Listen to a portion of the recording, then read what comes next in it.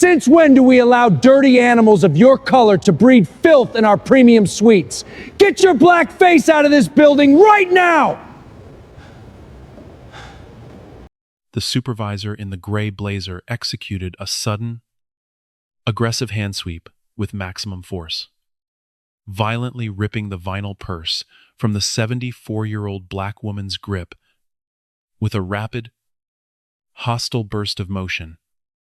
He hurled the bag across the atrium, forcing her personal belongings to scatter chaotically onto the polished floor.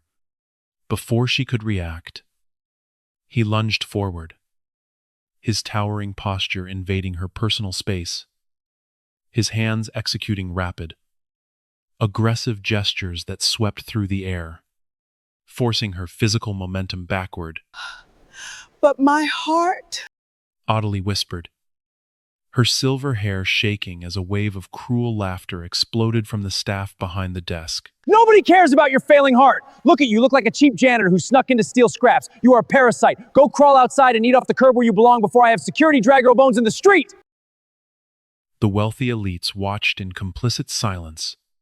They had no idea that the elderly woman they just publicly crushed was the biological mother of the newly installed chief executive, currently rising in the elevator with the founder's badge. To understand the full weight of what happened in that atrium, and the storm that was about to come down on every person who laughed, you have to understand the woman on the floor, and you have to understand the building that had just spit her out. Her name was Ottilie Vance. She was 74 years old, and she was a retired school cafeteria cook. For 30 years, she had risen at 5 o'clock every single morning, before the sun, before the city woke, and she had cooked breakfast and lunch for children who had nothing. She had smiled at 15,000 children over those 30 years, and she had meant it every single time. Her hands were strong and creased and swollen now at the knuckles, the joints stiff in the cold. Those were the hands that were now reaching across a polished marble floor, trying to gather the scattered pieces of her own broken thermos, while a roomful of wealthy strangers watched and said nothing. That thermos mattered more than any of them could possibly know. It was not just a container. It was one half of a matched pair. 2 dented aluminum thermoses from a long-gone diner where Ottilie had worked the counter decades earlier, before the schools, and 31 years before this terrible morning. She had pressed one of those thermoses into the hands of her teenage daughter at a Greyhound bus station. On the morning the girl left home to become a doctor, she had looked her child in the eyes, and she had said 6 words that the girl would carry into every room she ever entered for the rest of her life. She had said, "Whatever room they put you in, you feed people." Now half of that matched pair lay shattered on the floor of a luxury hospital, and Ottilie Vance was on her knees among the pieces. And the man in the gray blazer was standing over her, telling her to crawl. The hospital was called Meridian General. It occupied an entire city block of pale stone and glass in the wealthiest quadrant of Washington, D.C. And it had been designed very deliberately to make a certain kind of person feel safe, and a certain other kind of person feel small.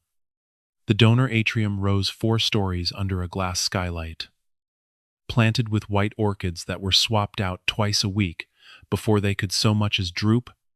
The air carried that particular cool, filtered quiet that money buys when it wants to feel like cleanliness. There were 2 coffee stations in the main concourse. One was made of polished walnut and brass, near the private suites. The other was scuffed laminate, near the standard intake area, where the chairs were bolted to the floor. The hospital never advertised the difference. It did not have to.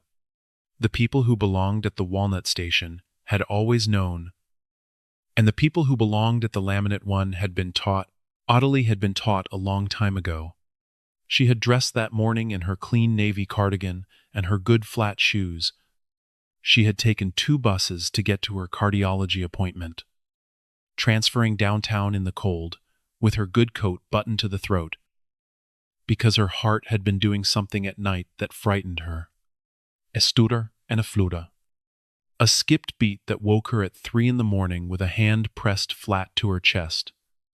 And her daughter, her brilliant, faraway daughter, had insisted she see the specialists at Meridian. The best in the city? Mama, she had said, I will make sure they take care of you. Ottilie had never told her daughter how the city's best made her feel. She had arrived 20 minutes early.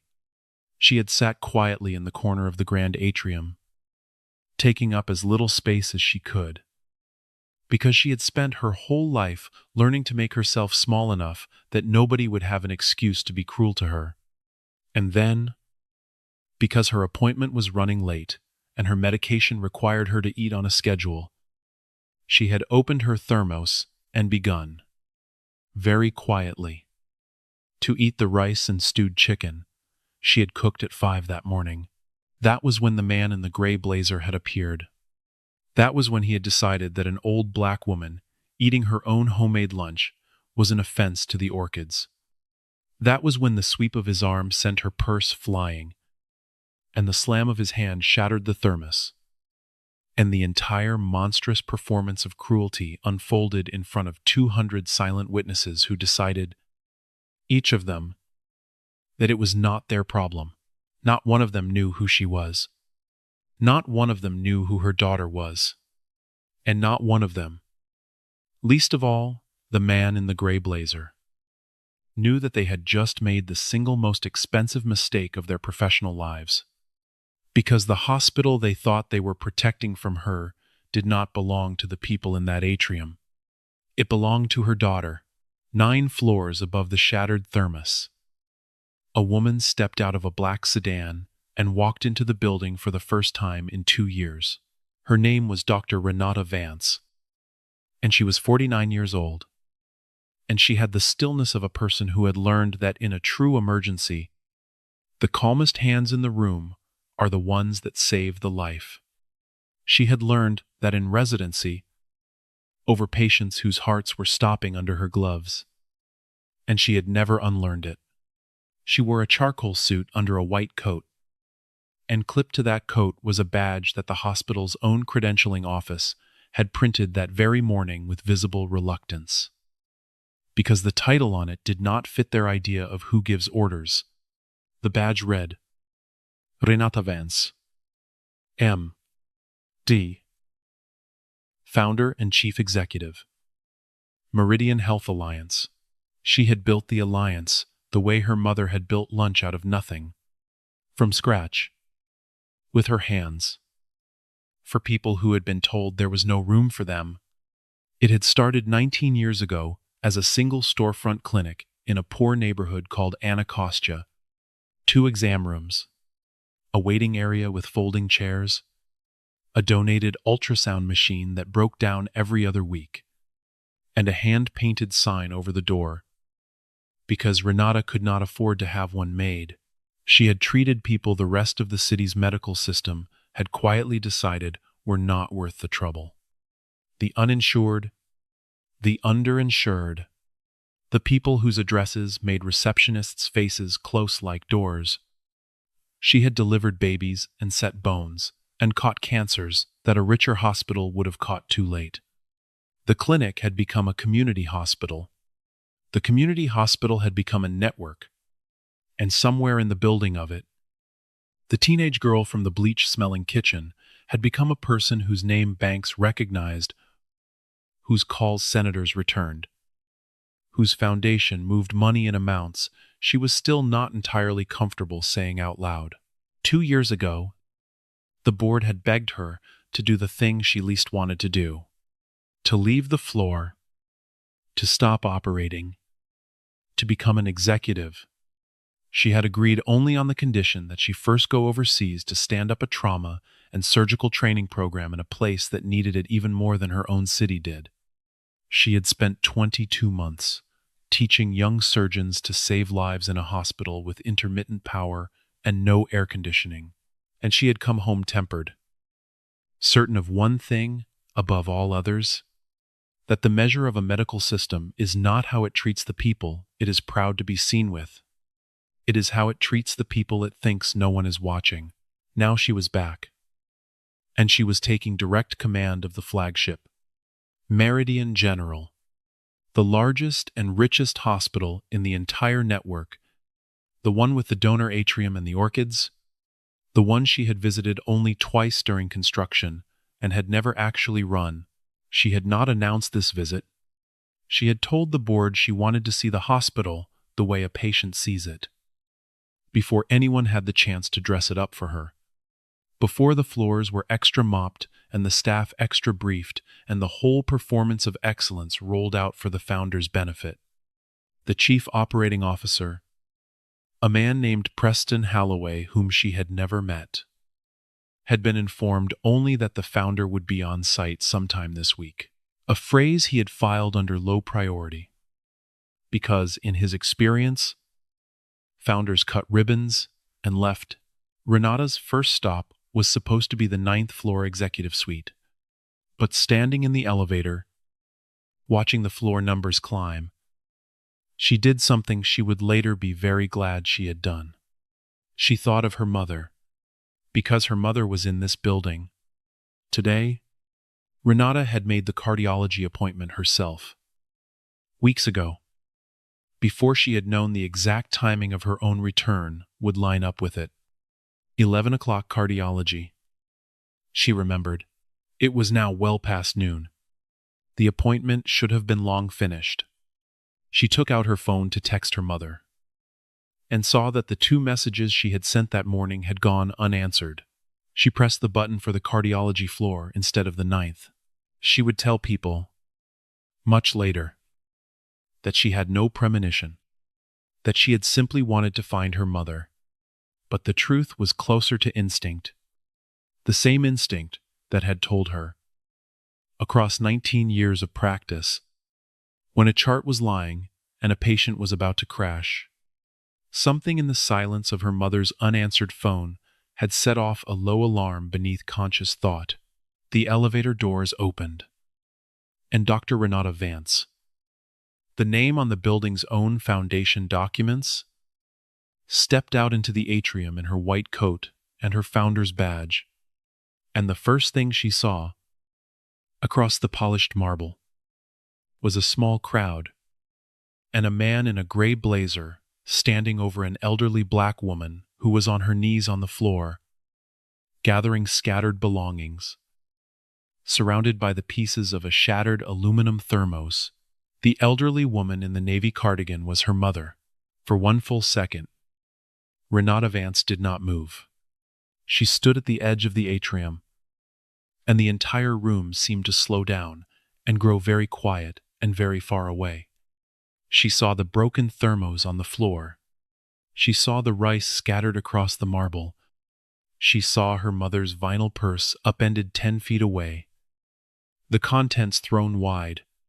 She saw her mother's silver hair shaking, and her mother's swollen knuckles pressed against the cold stone, and her mother's face, which carried an expression Renata would carry to her own grave. It was not anger. It was shame.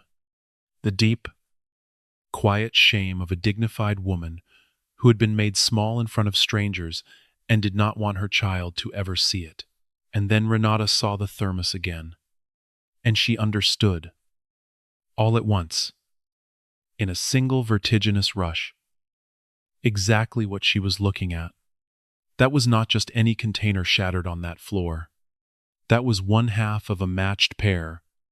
That was the twin of the thermos that sat on her own desk on the 9th floor.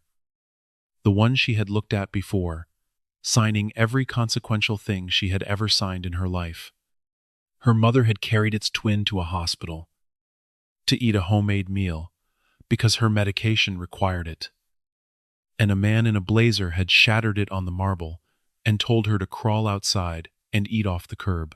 The stillness left Renata's body, and what replaced it was not rage. Rage is loud, and rage is sloppy.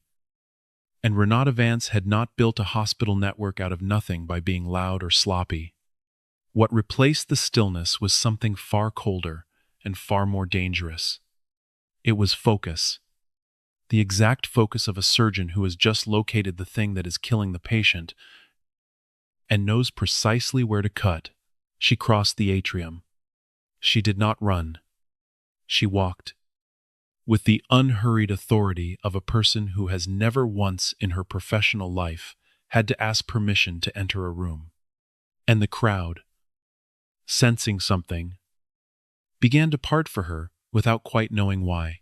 She reached her mother, and she knelt down on the cold marble in her charcoal suit and her white coat, right there in the scattered rice. And she put her arms around the trembling shoulders of the woman who had raised her. "Mama," she said softly, "I am here. I have got you." Ottilie looked up at her, and her face crumpled, the relief and the shame washing over each other. "Renata," she whispered, "Babe, you should not see this. It is all right. I am all right. I just dropped some things. You did not drop anything," Renata said, still gentle, still soft, holding her mother's face in both hands. I saw exactly what happened. And then she rose to her feet, slowly, and she turned to face the man in the gray blazer. And the temperature in that atrium dropped by 20 degrees. The man had not yet understood what was happening. He saw the white coat first, and registered a physician, and his posture adjusted by a single degree. Then he registered that the physician was a black woman he did not recognize, and the single degree of adjustment vanished, and his face settled back into contempt. "And you are," he said, with just enough sneer to make clear he did not expect the answer to impress him. "I am her daughter," Renata said. A flicker of cruel amusement crossed his face. "Oh, of course you are," he said. "Well, you can collect your mother, and the both of you can clear out of the premium concourse. We have standards here that I do not expect you to understand." Renata looked at him for a long moment, and then she reached up, very deliberately, and she turned her badge around so that it faced him squarely. The way a person lays a winning card face up on a table. "What is your name?" she asked him quietly. He glanced at the badge, and his eyes moved across the brushed steel letters, and the word founder, and the word chief executive, and the name Vance, the same name as the old woman, bleeding dignity onto his polished floor. And the contempt drained out of his face like water out of a cracked glass. His mouth opened. No sound came out. "My name," Renata said, "is on the front of this building. Now, you are going to tell me yours. It is worth stopping here, before we go any further, to say plainly what kind of place Preston Holloway had built. Because the cruelty in that atrium was not one man having a bad morning. The man in the gray blazer was not an aberration. He was a product. He was the machine working exactly as it had been designed to work. And to understand the justice that was coming, you have to understand the machine. Preston Holloway, the chief operating officer, had arrived 3 years earlier from the hospitality industry. Luxury hotels first, then a chain of concierge medical practices that catered to the very rich. And he had brought with him a philosophy he liked to call experience differentiation. The idea, which he had presented to the previous administration in a slide deck full of photographs of orchids, was that a modern hospital was a brand, and a brand had to protect the experience of its most valuable customers. He used the word customers. In 3 years, he had never once called them patients in an internal memo. He had instituted patient tiers. He had created the donor atrium and the walnut coffee station and the private suites with their hardwood floors and their catered meals, and he had quietly instructed the intake staff to manage the visual environment of the premium spaces, a phrase that everyone understood without ever having to be told, to mean, keep the wrong-looking people out of sight. He had tied a portion of staff bonuses to premium patient satisfaction scores, which meant that the fastest route to a bonus was to make the well-dressed comfortable and to make everyone else somebody else's problem. He had built a patient flow algorithm that flagged appointments for cancellation with an efficiency that fell again and again and again on the same kinds of people: the poor, the old, the black, the brown, and he had never written the racial part down anywhere. Because he was not a fool. He had simply built a machine that produced racial outcomes with the reliability of a printing press, and then expressed mild, wounded surprise in the rare meetings where anyone raised it, that the outcomes kept coming out that way. We do not have a policy about race, he would say, and he was telling the truth. And the truth was a lie. Because he had built something that did not need a policy about race. It only needed eyes that had been trained to flinch at a vinyl purse. The man in the gray blazer had been trained by that machine. He had been rewarded by that machine. When he swept that old woman's purse across the floor, he was not breaking the rules of Meridian General. He was following them. And Preston Holloway had no idea that the founder was in the building. He was up in his 9th floor office at that very moment, moving names between tables on the seating chart for that evening's donor gala, the dedication of the brand new Vance cardiac wing, sorting the guests according to the size of their pledges. When his assistant knocked on the door with a strange and frightened look on her face, and told him that there was a situation down in the atrium, and that the founder was apparently involved. "The founder is not here," Preston said, not looking up, sliding a name from one table to another. "She is overseas. She is in the building," the assistant said. "She is downstairs. And sir, the patient that the floor staff just removed from the atrium, the old woman, that is her mother." Preston Holloway looked up, down in the atrium. What followed was not a shouting match. Renata Vance did not do shouting matches.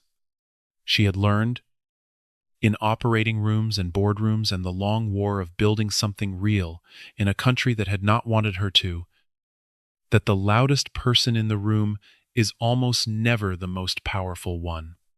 What followed was something quieter and far more devastating. It was a founder examining her own house, in front of the people who ran it, and finding it rotten in exactly the places she had always feared. There was no convoy of cars sweeping up to rescue her. There was no senior official stepping out to bow and announce her hidden fortune to a stunned crowd. There was only a woman in a white coat who owned the place, standing on the floor of her own building, with her mother's hand held tightly in hers, beginning, calmly and methodically and unstoppably, to ask the questions that no one in that building had ever before had the standing to ask. First, she got her mother off the floor and into a real chair, a real one, with arms, in the proper waiting area, the one her mother should have been sitting in all along. She knelt in front of her again and asked her, in the quiet, clinical voice of the surgeon she had always been, "Are you dizzy, Mama? Any pressure in your chest? Your arm? Your jaw? Any shortness of breath?" And Ottilie said, "I am all right, baby," but her hand was still resting over her heart. And Renata, who had spent 19 years learning the difference between "I am all right" and "I am all right," did not entirely believe her.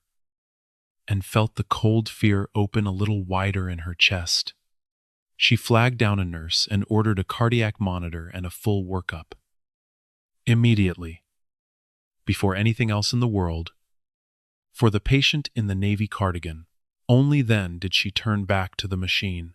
By now, the elevator had delivered Preston Halloway to the atrium. Faust, his immaculate suit, his smooth crisis management expression arranged carefully on his face. He took one look at the badge on the white coat. And read it. And the expression came apart like a sandcastle taking a wave. "Dr. Vance," he said. The whole atrium heard the bottom drop out of his voice. "Dr. Vance, we had no idea you were coming down today. If I had known, then you would have hidden it." Renata said, "Yes, I am aware. That is precisely why I did not tell you." She turned to the man in the gray blazer, who was now standing very still, the contempt long gone from his face, replaced by the dawning horror of a person who has just understood the size of his mistake. "You shattered a 74-year-old cardiac patient's property," Renata said. "You threw her belongings across a public floor. You told her to crawl outside and eat off the curb. You called her a parasite. You did all of this in front of 200 witnesses, and not one of them stopped you. Because every one of them had been taught by this place that a woman who looks like my mother does not count." And then she said the thing that stopped his heart. "You did not do it because of who she is. You did it because of who you assumed she was. A poor old black woman with a vinyl purse and a thermos full of rice. You did it the way this machine does it to 100 people a week. The only thing that is different about today is that this time, one of them is mine." Then she turned to Preston Halloway, and she said, "Show me the intake protocols. The actual documents, not the version you would show a reporter. The internal ones. Now, on the tablet in your hand." He pulled them up, because he had no choice, and she read them, standing right there in the atrium, with the broken thermos still on the floor behind her, and there in the language was the entire machine, written down in the careful, bloodless euphemism of a man who had genuinely come to believe that euphemism was the same thing as innocence. Manage the visual environment of premium spaces, redirect non-premium foot traffic away from donor-facing areas, prioritize premium suite throughput during peak donor activity, define non-premium foot traffic. Renata said, "It refers to general circulation." Preston started. "It is about keeping the donor spaces presentable for..." "Define it," she said again. "Use plain words. There are no investors here. There is no slide deck. It is a hospital floor. And you wrote a sentence. And I would like you to tell me, in plain English, what kind of human being the sentence is about." "I will wait." Preston Halloway could not use plain words, because the plain words were ugly, and he knew it. And so did everyone standing in that atrium. And the silence stretched and stretched, until it became its own kind of confession. Louder than anything he could have said. It would have been easy, in that moment, to simply fire the man in the gray blazer where he stood, to have security drag him out of the building the way he had threatened to drag her mother, to make a spectacle of him, and call it justice. And Renata felt the pull of it. There is an animal part of every wronged person that wants the immediate, visible destruction of whoever did the wronging. And Renata Vance was not a saint. She was a daughter whose mother had just been thrown to the floor, but she had not built a hospital network out of nothing by mistaking the symptom for the disease. The man in the gray blazer was a symptom. Preston Halloway and his machine were the disease. And Renata intended to cut out the disease. So over the days that followed, She did the thing that the people who run cruel systems least expect and most fear. She did not just punish, she investigated. She walked her own floors. She did it quietly. She did not announce a grand inquiry. Because grand inquiries get sanitized in advance. The same way the floors would have been mopped if she had told Holloway she was coming. She simply began to appear. Early in the morning, in a plain cardigan of her own, with her badge turned around backward against her chest, sitting in the bolted chairs of the standard intake area, becoming, for a few hours each day, exactly the kind of woman this hospital had been built to make invisible. And the thing about being made invisible, she rediscovered, is that you see everything.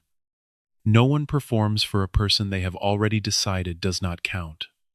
The staff behaved around the woman in the plain cardigan, exactly as they behaved when they thought no one important was watching, which was the entire point. She sat there for 3 mornings, and she saw it all, the whole grammar of it. She saw a man arrive in a fine wool coat and watched 2 staff members almost compete to walk him back personally. And 20 minutes later, she watched a tired woman arrive in work scrubs, clutching the wrong-colored insurance card, and watched those same 2 staff members suddenly discover that they were very busy with their screens. She watched an old man, older than her mother, frail and alone, his hands shaking around a folded appointment slip, sit untouched for 2 full hours, while a private suite family 3 feet away was brought water, then coffee, then a second coffee, then a blanket, then a magazine. By a rotation of attentive staff, the old man's quiet, repeated, "Excuse me," dissolved into the filtered air as though it had never been spoken. Renata got up on the second morning and brought the old man a cup of water herself. And the staff member at the desk looked at her plain cardigan with the same dismissive flick that strangers had been giving her whole life. The woman did not see a founder helping a patient. She saw 2 invisible people, briefly inconveniencing the visible ones. She watched the patient flow algorithm do its work in real time. A young mother stood at the desk, a baby on her hip, holding the wrong-colored card. And Renata watched the supervisor glance at the screen and say, with the bored finality of weather, "It looks like the system flagged you as a reschedule. We will have to find you another day." And the young mother's face did a thing that Renata recognized from the inside of her own childhood, the swift, practiced collapse of expectation, the immediate abandonment of the small hope of being helped today. The system flagged you, as though the system were the sky, as though no human hand had built it, and tuned it, and decided in some meeting with orchids in the slide deck, whose appointments were the ones worth keeping, and then she pulled the data herself. Late at night, in the 9th floor office she had barely sat in. She was a surgeon. She knew how to read a chart that was telling the truth, and a chart that was lying. And once she made the hospital's data stop hiding, it told her the truth. Patients on public insurance were flagged as no-shows, at 4 times the rate of patients in the private suites. Not because they missed appointments more often, but because the system's tolerances had been tuned, consciously or not, to find them more disposable. Visits with black and brown patients ran, on average, 9 minutes shorter than visits with white patients presenting the very same complaints. Follow-up appointments were offered to the wealthy and deferred for the poor, and complaints filed by patients about being removed from public areas of the hospital, there were 211 of them over 18 months, and every single one had been closed without action, routed into a folder that functioned, in practice, as aggrave. She read all of it, and she did not cry. because crying was not what the data needed from her. What the data needed was to be acted on. But there was one moment, alone in that dark office at 2 in the morning, when she put the tablet down and pressed the heels of her hands against her eyes, because she understood that for every Ottilie Vance whose daughter owned the building, there were 211 other mothers whose daughters did not, who had filed their complaints into the dark and gone home and never come back, who had learned, one more time, that the city's best was simply not for them. Her own mother had not been an exception. Her own mother had been an ordinary Tuesday, a perfectly ordinary, fully operational, working exactly as designed Tuesday. And there was a harder thing still that no data could fix. And it sat with Renata through every one of those long nights. It was the absence, her own absence. She had told herself a good story for 19 years. The story of a daughter who had built something enormous and necessary, who had dragged a hospital network into existence in a country that did not want her to, who had flown to the other side of the world to teach young surgeons to save lives. All of it was true, and underneath all of it, unsaid, was the other true thing, that while she had been building rooms, her mother had been growing old in a house 2 blocks from a storefront, mostly alone, taking 2 buses to appointments by herself, eating dinner by herself, keeping the small, frightening news of her own failing heart to herself, so as not to be a bother to a daughter who was always, in some other city, doing something important. Renata had missed it, not through cruelty, but through ambition, which is only a gentler word for the same long absence. She had been so busy proving her mother's worth to rooms full of strangers that she had not been in the room with her mother. And the man in the gray blazer had told her mother to crawl outside and eat off the curb. But Renata had been somewhere over an ocean for most of the meals of her mother's old age. And there was no policy to fire for that, no charter to repair it. There was only the recognition, sharp and clean as a scalpel, that the same drive that had built everything good in her life had also kept her from the one table that mattered most. So she made a decision, alone in that dark office at 3 in the morning, that did not go into any policy document.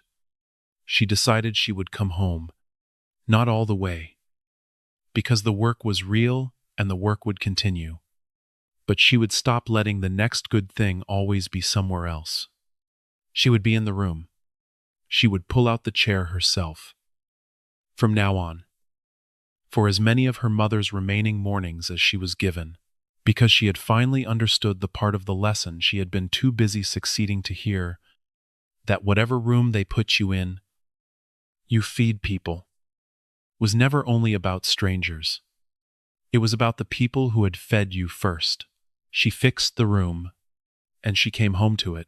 Over the following weeks, the consequences came, and they were exact, and they were not cruel for the sake of cruelty.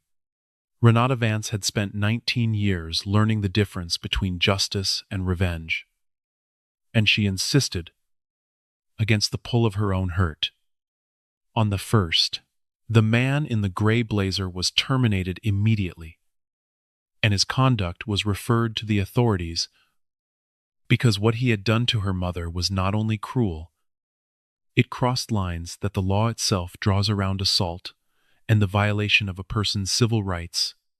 Renata did not protect him, and she did not pretend that he had been merely following orders, because a person is always responsible for the choice to put their hands on a frightened old woman. But she said something, in the meeting where his case was discussed, that mattered. She said, "This man made a real choice, and a real woman was really harmed, and he will answer for it. But do not let anyone in this building pretend he invented this. He was trained to do it, and paid to do it, and praised for doing it. by people who will never have to do the actual work of throwing an old woman to the floor. We will hold the hands accountable, and we will hold the architects accountable many times over. Because that is the honest truth of how cruelty actually gets manufactured at scale. It is almost never a monster. It is a policy, and a bonus, and 1,000 ordinary people doing exactly what they were rewarded to do. Preston Holloway was relieved of his position, not with a triumphant press release and a public flogging, but with a single meeting, conducted by Renata herself. In a conference room with the door closed, she laid the policy documents on the table between them, and she asked him to read aloud the sentence about managing the visual environment of premium spaces. He got 3 words in, and he stopped. He could not finish it. He sat there, a man who had spent 3 years insisting he had no policy about race, holding a document that was nothing but a policy about race dressed in the clothes of efficiency, and he could not read his own sentence out loud in a quiet room to one woman. "I want you to understand," he said finally, and there was something almost pleading in it, that there was never any intent to. The premium suites subsidize the whole charity side. They pay for the indigent care. The numbers are real. Dr. Vance, the model works. The model works. Renata repeated. She turned the phrase over slowly. Yes, I am sure it does. Cruelty is often very efficient. That is what makes it so persistent. It would have been less efficient to treat my mother like a human being. It would have cost a chair and 2 minutes. And the small discomfort of a donor having to share a lobby with a woman in a cardigan. Then she leaned forward. Here is the thing I need you to hear, because I do not think you understand it. And I think a great many people who build things like this never do. You keep saying you had no intent. I believe you. You did not sit down and decide to humiliate old black women. You sat down and decided to maximize donor comfort. And you built a machine to do it. And the machine figured out, because machines are very good at this, that the most reliable way to maximize the comfort of your wealthiest customers was to keep the poor and the old and the black out of their sight. You did not write the cruelty. You wrote the incentive, and the incentive wrote the cruelty, and then you told yourself that because your own hands were clean of the second step, you were not responsible for it. He said nothing. There was nothing to say. Your framework is finished. Mr. Holloway, she told him, every tear, every rope, every euphemism, the donor atrium is a lobby now. For everyone. The 2 coffee stations are 1 coffee station with the same coffee, in the same room, for whoever is thirsty, and your severance is contingent on your full and honest cooperation with the internal review, because the people who built this need to help us understand exactly how it was built. Before we can be certain, we have torn out the roots. She stood. I am not destroying you. I want you to notice that I could. The data in this folder would end your career permanently if I handed it to the right reporter.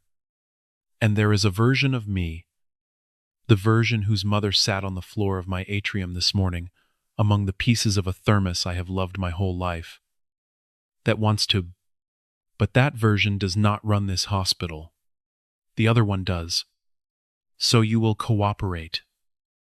And you will go. And you will spend the rest of your career remembering that the most valuable person who ever walked through your atrium was a retired cafeteria cook. And you let your staff throw her to the ground.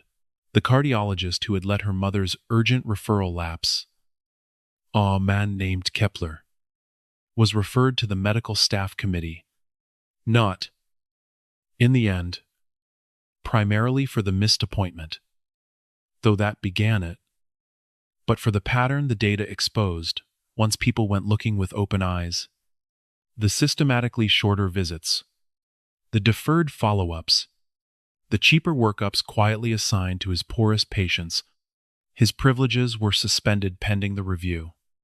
And Renata said, in the meeting where it was discussed, standing at the head of a long table of physicians, some of whom would not meet her eyes, a doctor who lets a code decide what a patient deserves has forgotten what the code is for. We did not earn these coats so that an algorithm could do our flinching for us, but the spine of the justice, the part Renata cared about most, the part she would have traded every single firing for, was not who lost their jobs. It was what got built, she authored, and the board adopted, a binding policy with the full force of governance behind it. It abolished patient tiering in every form. It guaranteed every patient identical access to every public space, every waiting area, every chair, every coffee station in the entire building, regardless of insurance, or address, or appearance. It struck the premium satisfaction bonus from existence and replaced it with a valuation tied to the fairness of the care a unit delivered, measured and audited and reported. It rebuilt the patient flow algorithm from the ground up, with civil rights and clinical ethics review built into its design, so that the machine could never again learn to find certain people disposable, and it created a direct, protected, human-staffed channel for patients and staff to report exactly the kind of cruelty her mother had suffered. A channel that ended, not in a folder that functioned as a grave, but on the desk of a person whose entire job was to make sure that something happened. And then she did the thing that closed the circle all the way back to the storefront in Anacostia. She announced that Meridian Health Alliance would reopen and permanently fund forever a free community clinic in her mother's own neighborhood, 2 exam rooms grown into something real and lasting, no donor atrium, no orchids, no walnut station, no rope, no tear, no algorithm trained to flinch, just care. For the people the system had spent a century deciding were not worth the trouble. The people Renata had treated in folding chairs 19 years before, the people her mother had fed for 30 years. She named it the Audley Vance Community Health Center. She did not hold a press conference about any of it. There were no cameras. The work happened, and the people it was meant for received it. And that, in her estimation, and in her mother's, which mattered more, was entirely sufficient. But quiet work has a way of speaking for itself, and word traveled the way that true things travel, slowly at first, and then all at once. Those 211 complaints had not vanished into the dark after all. Renata had every one of them pulled, and she did a thing that no administration of that hospital had ever done. She had someone call each of those patients back, not to settle a lawsuit, not to make the problem go away, but simply to say, "We read your complaint. You were right. We are sorry. And here is what we have changed." Most of them had long given up on ever hearing anything. Some of them cried on the phone. A few of them came back to the hospital, to the lobby that was now just a lobby, and stood in the atrium under the orchids that remained, in the very spaces they had once been pushed out of, and let themselves be seen. A nurse who had worked the standard intake floor for 11 years, a woman who had watched the tiering go in and had filed her own quiet objections into the same dark folder and been ignored, and had nearly quit, asked to be transferred to the new clinic in Anacostia. She told Renata that she had stopped believing the place she worked could ever be made decent, and that she had been wrong, and that being wrong about it was the best feeling she had had in a decade. Renata gave her the transfer and made her the clinic's head nurse, because the people who had objected into the dark were exactly the people who should run the rooms that could finally see. The Vance cardiac wing was dedicated that evening after all. The gala went forward because the wing was real, and the people whose hearts it would mend were real. And Renata Vance was not a woman who let a ruined afternoon ruin a good thing built for the right reasons. But the dedication did not go the way Preston Halloway had planned it on his seating chart. There was no head table sorted by the size of donations.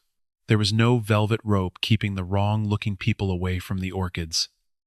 And when it came time for the founder to speak, Renata Vance walked to the podium in a deep blue dress. And beside her, on her arm, in a navy cardigan and her good flat shoes, walked her mother, who had, that very afternoon, finally been seen by a cardiologist who spent 40 unhurried minutes with her, who ordered the monitor and the workup her heart actually needed, and who treated a retired cafeteria cook exactly the way the city's best is supposed to treat everyone. Renata did not speak from notes. 19 years ago, she said, to a room of several hundred people, many of them, the very people who would have walked past her mother on that floor without a second glance. I opened a clinic in a storefront with 2 exam rooms and folding chairs and a sign I painted myself. Because I could not afford to have one made. I did it because the medical system of this city had looked at the people of that neighborhood and decided they were not worth the trouble. I spent 19 years of my life building all of this to prove that decision wrong. She paused, and she let the silence work. This morning, in the lobby of the hospital that I built, a member of my own staff looked at a 74-year-old woman, a retired school cook who fed the children of this city for 30 years, who cooked at 5 o'clock every morning of her working life so that other people's children would not go hungry. And he decided that she was not worth the trouble. He threw her belongings across the floor. He shattered the thermos she carried her lunch in. He told her to crawl outside and eat off the curb. And 200 people watched. And not one of them moved. He did not know she was my mother. And I need every person in this room to hold this next part. Because it is the whole point. He did not do it because of who she was. He did it because of who he assumed she was. A poor old black woman who could not possibly belong among the orchids. And the machine that I had allowed other people to build above my own floor, while I was away building the next good thing, agreed with him completely. It had been agreeing with him. About people exactly like my mother. 211 times that I can count. And likely thousands of times that I cannot. The room was utterly silent now. No clinking glasses. No shifting chairs. I want to tell you the truest thing I know. Renata went on. And I did not learn it in medical school. Or in residency. Or in any boardroom. I learned it from the woman standing beside me. At a bus station. 31 years ago.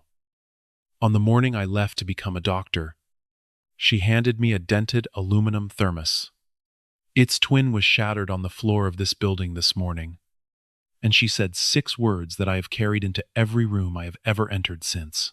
She found her mother's hand and held it.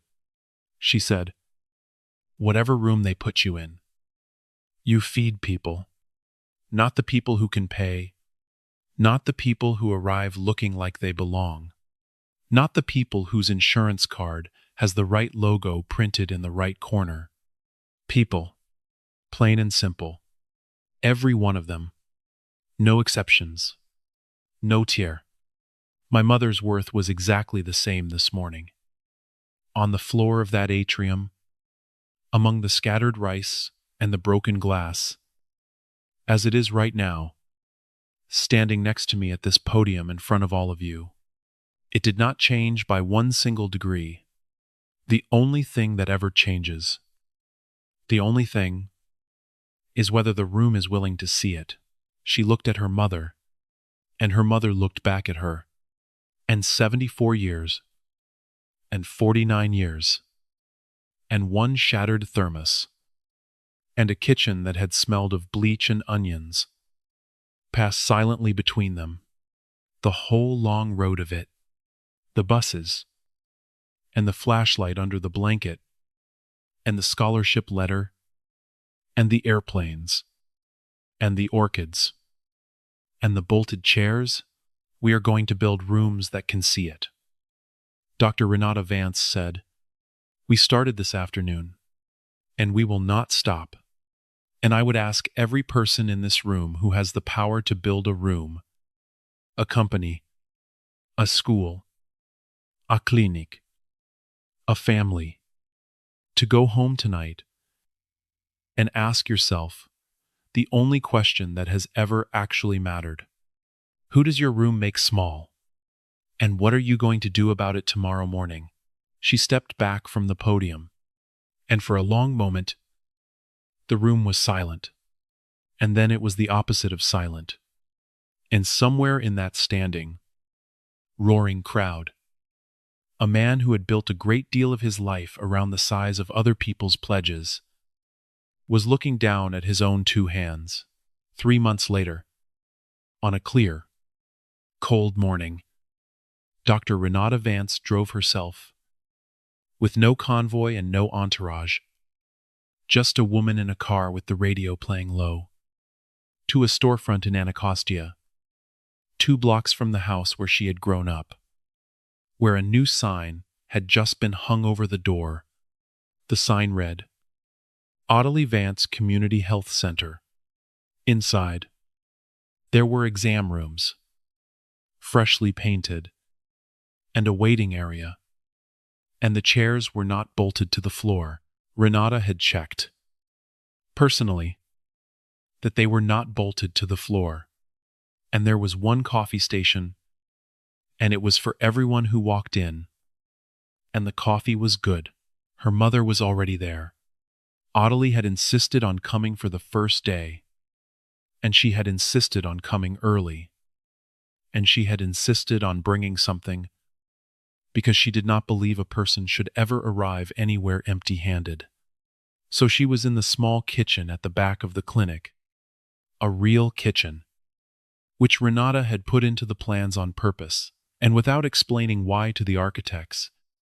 And she had made a great pot of rice and stewed chicken, enough for the whole staff, and for anyone who walked in through the front door hungry, which in that neighborhood, on that morning, turned out to be several people, because that was what you did. That was the whole of it. Really, the entire philosophy, simpler than any charter ever written. Whatever room they put you in, and on a shelf by the front window, where the cold, clear morning light came slanting in, Renata had placed a single dented aluminum thermos. It was the one from her old 9th-floor desk, the one she had looked at before signing every consequential thing she had ever signed. For 31 years, it had been half of a matched pair, separated from its twin across the whole monstrous geometry of who gets the orchids and who gets thrown to the floor. Its twin was gone now, shattered on the marble of a luxury hospital by a man who thought an old woman did not count. But Renata had gathered up every piece of the broken one from that atrium floor with her own hands, and she had kept them. And one day soon, she intended to have an artist fuse them back together with veins of gold along every crack, because a thing that has been broken and mended is not worth less than a thing that was never broken at all. Sometimes it is worth a great deal more. Renata stood in the doorway of the small clinic, and she watched her mother ladle rice into a paper bowl for a man who had come in off the street with nowhere else to be that morning, and no insurance card of any kind, and whom Audley was talking to as though he were the most important guest at the finest table in the city. Which, in that room, on that morning, he was. She had built hospitals. She had built a network that moved money in amounts she was still not comfortable saying out loud. She had built rooms so grand and so glittering that she had not been standing in any of them when her own mother, in a navy cardigan and her good flat shoes, had needed someone to simply pull out a chair. This room was small. The paint was still drying in places. The sign over the door had been hung slightly crooked. And Renata had decided that she liked it that way. It was, she thought, watching her mother feed a stranger in the morning light, exactly the right size. And she thought about all the other rooms, the thousands of them, in every city, where, that very morning, someone was being quietly told that they did not belong among the orchids. She knew that her own mother had been lucky. In the end, in the one specific and arbitrary way that the world occasionally permits, her mother had a daughter who owned the building. It had taken a founder's badge to make a single hospital see a single woman it had already decided not to see. And that was not a victory so much as it was an indictment. Because the worth of a human being should never have required a badge, or a building, or a billion-dollar foundation, to be recognized somewhere, right now, in a fluorescent room under a silent television, sat another woman exactly like her mother, whose daughter did not own anything at all, who would be made small today, and would gather her things in silence, and would go home, and would never come back, and who was worth, exactly and identically, to the very last degree, every bit as much as the man in the fine wool coat being walked to the front of the line. That was the question Renata Vance intended to spend the rest of her life refusing to stop asking, not how do I protect my own mother, because she had done that, and it had been almost easy, with a building behind her. But how do we build a country where a person's worth does not have to be proven to the people who have already decided that they do not have any? How many rooms would have to change? How many machines would have to be torn out and rebuilt with eyes that could see? How many good nurses would have to be given permission, at last, to decide that nobody waits one more minute? She did not have the whole answer. She suspected that no one did. That it was the kind of question a country answers slowly, room by room, chair by chair, or does not answer at all. But she had one clinic, with a crooked sign and a real kitchen and chairs that were not bolted to the floor. She had a policy with the force of governance behind it. She had a mother in the back room, ladling rice for a stranger as though he were royalty. And she had a thermos on a shelf in the morning light, waiting to be mended with gold. It was a place to start. She had always known how to build the room. She had only just learned, again, and she intended for the rest of her life never to forget it a second time. What the room was actually for. If this story moved you, take 1 second right now and ask yourself the question Renata asked that room. Who does your world make small? And what will you do about it? Then tell us in the comments. Have you ever been judged for how you looked? Before anyone bothered to learn who you were, have you ever watched it happen to someone else and stayed silent? Or found the courage to step in? We read every story you share, because these are the stories that matter. And these are the stories they would rather we never told. If you believe that dignity should never have to be earned, hit that subscribe button, and we will see you in the next